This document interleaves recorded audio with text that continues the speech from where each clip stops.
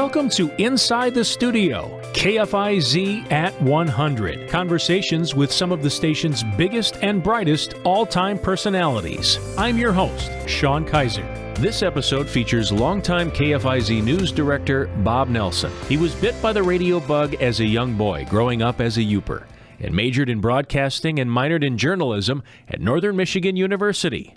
After that, Bob was off and running. First started working my hometown station, Manistic, Michigan. That was WTIQ.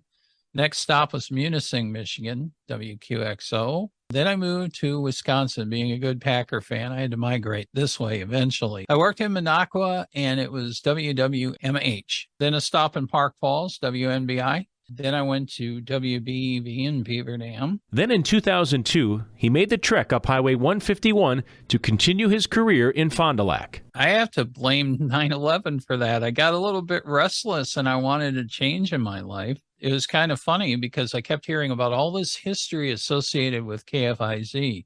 So the first time I actually went in to work there, it was like walking down the players ramp at Lambeau Field. There were so many different legends that you've heard about. Over the next 16 years, Bob would cover a lot of memorable stories. Well, let's start in 2002. Quad Graphics had a huge fire. That same year, there was a huge race for sheriff between Gary Pucker and then Fond du Lac Police Chief Dwayne Bugs Johnson. We had tornadoes in Waupun and Oakfield in 2006, the St. Louis church fire in 2007, flooding in Fond du Lac in 2008. Probably the biggest story I covered was when Mercury Marine was considering leaving Fond du Lac for Stillwater, Oklahoma in 2009.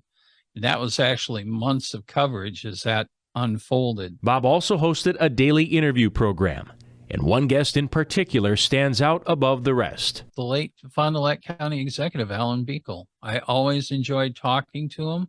It was like talking to a friend whenever he was in the studio. He didn't need any notes or anything. He could just answer everything right off the top of his head. I consider KFIZ as one of the highlights of my career. Bob Nelson now covers news in the Ripon market, but will always fondly recall his days in Fond du Lac. I consider KFIZ as one of the highlights of my career, working at a legendary station. Thanks for joining us, and keep listening for more episodes of Inside the Studio, KFIZ at 100.